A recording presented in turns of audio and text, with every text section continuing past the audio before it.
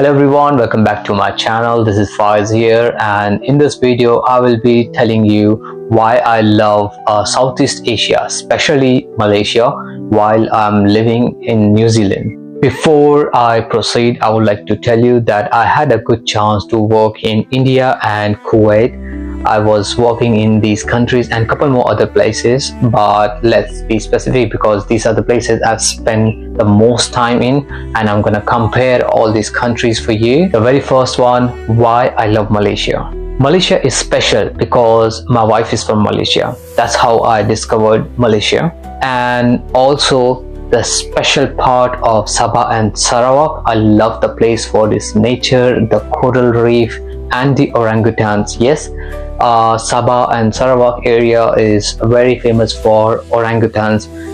To be honest, there's very few places in the world that are left having orangutans, and Sabah is one of it. The next thing is the food. It's amazing, it's affordable, and it's diverse, so you have all the option and very budget friendly. People are very friendly, and there is always gathering and you feel invited and you don't feel left out. People are very welcoming and warm, and they will take you in so quickly, so easily.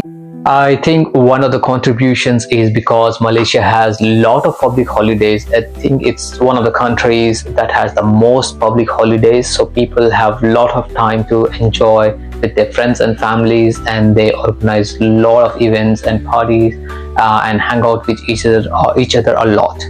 On that note, I would also say it's one of the best part is spending time in the night markets, and in the evening you go out, because during the daytime it can be a little bit sunny, but when it's evening and you're going out and you really enjoy every single thing outside. There's a lot of option for food, a lot of places that you can visit, and there are a lot of malls as well, that if you are someone who like to go to mall, then that's one of the places as well. So driving in Malaysia is as simple as driving in New Zealand.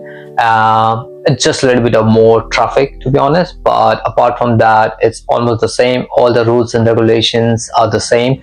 And very interesting fact, in Malaysia has the most number of roundabouts. In fact, it has one of the roundabout that is the biggest roundabout in the world.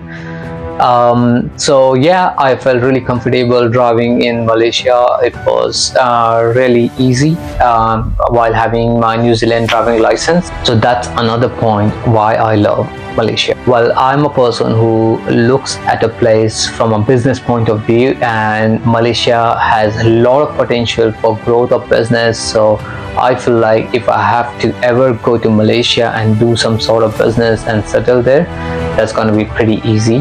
Now I've told you my points, my views of why I love Malaysia, but of course I'm going to tell you the other part of it, where what are the things I don't really agree or I don't really like about Malaysia, or I will say what are the challenges. So the main challenge of Malaysia is the work-life balance. When I know I did told that there are a lot of public holidays, but that's from the government point of side. The government keeps those holidays to everyone, but from the employer side, there is a lot of demand for long hours, and you are expected to go for work parties and after the work actually, but whereas in New Zealand, we just, once the work is done, we are a family oriented country, so we just go home and spend time with our family. But it's not the same in Malaysia. You're expected to go to each and every work parties and do long hours, and you are expected to do overtime. So that has always been one of my concerns. As I told you that I'm very comfortable driving in Malaysia, but I've driven in Kuching and Sarawak side, not in main Kuala Lumpur. The Kuala Lumpur is the capital of Malaysia, and it's in the West Malaysia, and Sabah and Sarawak is in the East Malaysia. So I drove in East Malaysia, not in West Malaysia, especially in Kuala Lumpur. I don't think I will be happy to drive there. I can drive there, but it's going to be quite tough because it's very overcrowded, especially Kuala Lumpur. It's the capital of Malaysia, and it's understandably going to be really crowded with a lot of people and motorbikes and a lot of traffic. Kuala Lumpur is also a place where the international hub of airlines is located. So the main Malaysian airport is in Kuala Lumpur, and there are a lot of people traveling around the world, and so you can imagine how busy that town would be. Well, the weather is, they only have either summer or rainy season. There is no winter there, and it can get quite hot. When you're working, you don't even feel, because most of the places is full of air conditioning. All the malls are air conditioned and stuff, and usually people like to go out in the evening. So it's a challenge if you really have to go out during the daytime. But I feel like it's more on the west side of Malaysia, the east side of Malaysia. I feel it's more of, it's a very green place, and there are a couple of places like Kota Kinabalu and Sabah. These are having a bit colder atmosphere. Well, as I said, Malaysia has a great potential for doing business, but I would like to put a challenge on that. Is there is a possibility of a very tough competition in the field that you're trying to do the business in. So your business should be very niche in order to grow in Malaysia. Because there are a lot of people as well. So New Zealand, and let me give you an very simple example. New Zealand and Malaysia is almost the same land area, but the population of New Zealand is around 5 million, and the population of Malaysia is around 32 million. So it's quite into 1, 2, 3, 4, 5, 6 times more than New Zealand. So you can imagine, but also when I compare with New Zealand, the land of New Zealand is not being used everywhere. There is a lot of empty land in New Zealand. I'm not sure what's the reason. Maybe it's not inhabitable, but yeah, there's a lot of empty land in New Zealand, which while in Malaysia has been used. Now I'm gonna jump on to New Zealand. Why I love New Zealand. New Zealand is a perfect country to grow your family, your new family, your kids. It's a perfect country for them to grow, and it's a perfect country for you to for me to professionally grow myself, and the work-life balance is amazing. The most significant factor that attracts me to New Zealand is its natural beauty, and the landscapes are breathtaking. I don't know if I should say that you can't find anything like New Zealand's natural beauty anywhere in the world.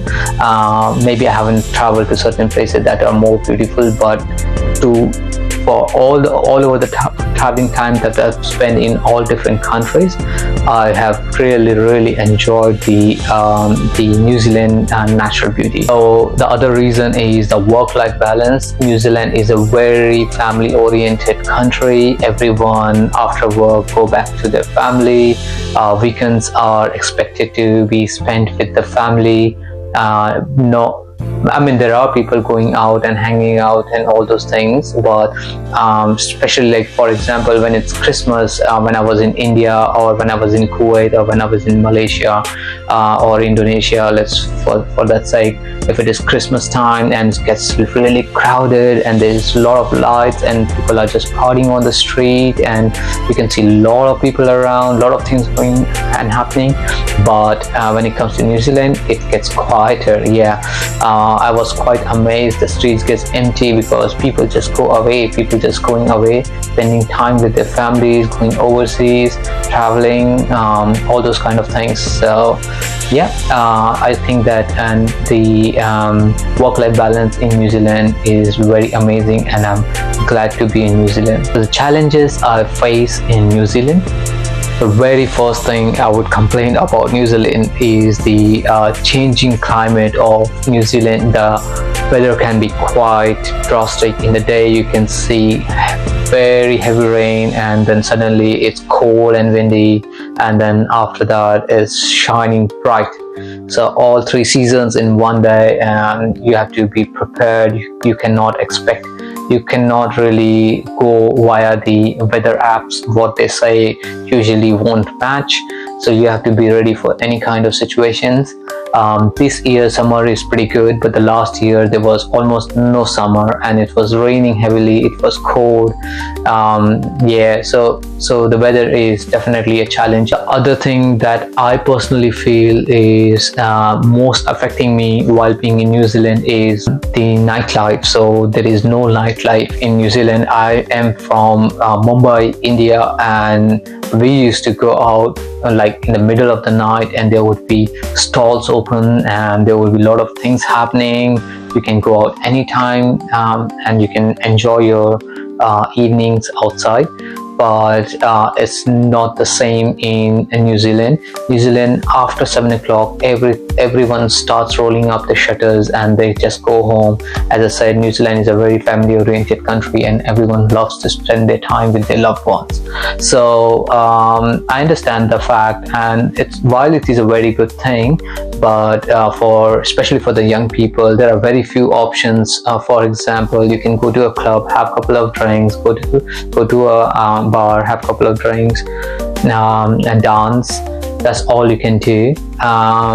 But going out to different, like a night market, there are few night markets, but they're very small. And if you are from an interior part or a remote part of New Zealand, then it's going to be a challenge for you to go to the night market in the night, because that's going to be a lot of distance.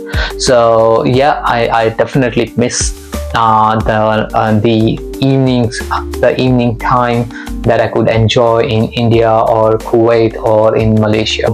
As I was saying, people are very family oriented. That means you have less gatherings and you have less parties. We'll go out for the concerts, the musicians will be coming, there will be sports events happening, but very few people would be calling you to their house, or very few people will be having gatherings at their place in the evening. Well, you don't have the option to go outside, but you don't either get invited to too many parties in New Zealand, because people are very busy and it's really hard for them to make good friends. If you've gone to the same school or you have studied together for a long time, that's different. But if considering there are a lot of migrants here, and sometimes they can feel a little bit isolated, because it's not really easy to make good friends for life in New Zealand.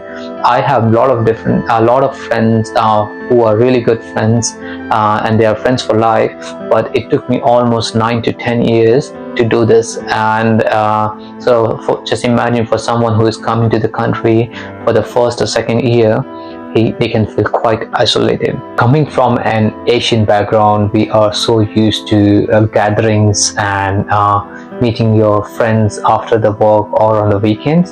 So this is what I think I personally miss a bit when it comes to New Zealand. So now my experience about working and living in Kuwait. When I was in Kuwait, I was working for Starbucks, and Starbucks working was challenging, and it was exhausting. Long hours. You can expect anywhere to work from 10 to 12 hours a day, and it's really not it wasn't suitable for me. Living conditions were not really good. I think if you are on a good position and you are going from a Western country, I think you are better off. But if coming from India, it was quite challenging. People with even with the title of duty managers in a restaurant or in a hotel cannot afford to live a quality life. They will have to share their room I'm not talking about the house, but they have to share the room. When I was living there, I used to share one room with three different people, and it was a house of three bedroom, one hall, which was also converted and rented out to someone else. So there were quite a bit of people living in one house, and it can get quite difficult and quite challenging, and then it also builds up all sorts of anxiety, and then you feel low, and you don't have time for yourself. Even when you come back home, there are two more people in your room itself, so it was not really a very easy life over there. But yeah, you know what, as we say, life is challenging and it's not easy for everyone. So whatever comes, I only know one thing: to keep going, irrespective of whatever comes in my way. Salary wise, Kuwait, and maybe you must have heard that Kuwait dinar is the highest currency in the world, but you don't get that money and that kind of money into your pocket. So your salary is way low, and then you get like around 250 dinars a month, out of which you pay for a bed in a room, not the entire house. You pay around 40 to 60 dinars, and then you're traveling to the work, because obviously you won't be driving in Kuwait as a migrant, so you will have to sort out some sort of traveling expenses. Usually people they hire a van where this driver will pick up people from one particular place and then drop them to their restaurant or their office, and they will charge them like around 20 dinars a month. Then after that, your groceries and all other expenses, you hardly left with anything. So apart from the challenging lifestyle and no time for yourself, and long hours and harsh weather, I don't think it was worth it at all for me. So now, what are the positives of Kuwait? Well, as soon as you enter the country, people can be helpful, especially during the month of Ramadan. Random people will come and buy you your entire groceries, let's say, or give you food. But I don't know how to take it, because I understand it's the culture there, but sometimes it can also affect your integrity of being independent. But it is what it is. Other good thing in Kuwait was you can see a lot of good infrastructure, huge malls. So you can basically spend a whole day in a mall and you won't be able to finish the entire mall there. So that's how massive it can be. Even though it's a very small, tiny country and the land mass is very small, but the infrastructure is very highly developed over there. I don't have much to add on. So as I said, I am coming from India, and being born and brought up and finishing up my studies in India, I had the opportunity to work in a couple of different states of India, and I worked for some good hotel, like good hotel in terms of the name, the brand, like Grand Hyatt and Hyatt Regency Chennai. And I worked for these couple of brands, and I did my events business in India. I used to run quite a big company of events. I started it from scratch and I built it up to quite a good extent. What I would say about India is it's an amazing place to spend time with your friends. It's very easy to connect. Obviously, it's not. Don't take it in a way that I'm an Indian, so it's obviously easy for me to connect. But for anyone, Indian people are very welcoming. No matter where you come from, they will welcome you open-heartedly. But the challenges were the Infrastructure is good, but it's tired. It is carrying a lot of pressure. Mumbai especially is kind of a pressure cooker. There is loads and loads of population there, and the infrastructure is just stressing out. Trains are overcrowded, buses are overcrowded, the roads are full of traffic, and a lot of pollution, a lot of every time when it's raining heavily, Mumbai gets filled up with a lot of water. I mean, that's what we call the spirit of Mumbai. Kya bolte Mumbai ke log? We can do anything. Like if the field is getting full of water, we would go jump in and take a swim. So yeah, Mumbai was good and it was challenging. If you're doing a business and you keep doing what is required, you can make good money. You can go reach a good level in India. But obviously I was someone who was wandering around for something else, and I was trying to look for something else in my life. So my life goals had to be met traveling around the world. Even though I'm now in New Zealand, I have plans to travel around the world, and I will be doing that at some point of time. Another thing is India has a deep sense of community and culture, and different state of India brings in a lots and lots of different aspects that you would like to explore.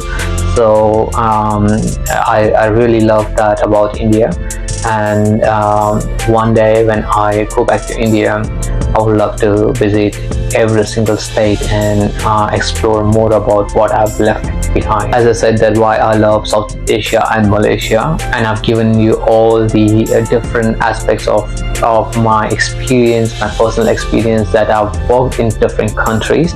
I would love to go back and settle in Southeast Asia, if possible Malaysia, because Malaysia is my wife's hometown, and it will be easier for me to settle over there. But I mean, I love Southeast Asia, so it can be anywhere. I love Indonesia, I love Thailand, I've been to all these countries, and I love Vietnam. So let's see what's there in the destiny. Overall conclusion is I love New Zealand and Malaysia both. But now, for my kids and my family, it's a perfect place for grow. But when the kids growing up, they're going to be wanting to travel and explore the world.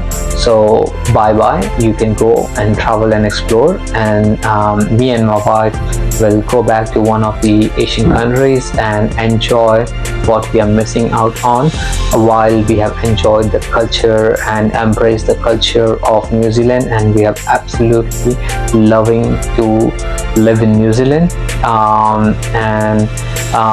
I mean, it had its own challenges, but we have overcome every single challenges, and challenges are there in many different countries, but we felt that all the challenges were easily met in New Zealand, with the support of people, with the support of the New Zealand government. So now I'm a New Zealand citizen, and I am really thankful for all the support from every single one over here. I will be making more content on travel and sharing my personal experience of traveling around to different countries. So thank you so much for watching this video, and let me know what are your thoughts about this video in the comment section. I would be happy to reply if you have any questions, or you want to ask me a question, or you want me to make a review on my travel, or if you want me to make any video on any particular topic, please put it in the comment section, and I will make the video as soon as possible. Now, if you've enjoyed this video, please like and subscribe to my channel, and make sure you share it with your friends and family. It helps me to grow in my journey. I am trying to grow my subscribers, so please subscribe to this channel, and I will be trying my best to make more efficient, more informative, and more helpful videos for you. See you next time in the next video. Till then, enjoy yourself, stay safe, and have a good time.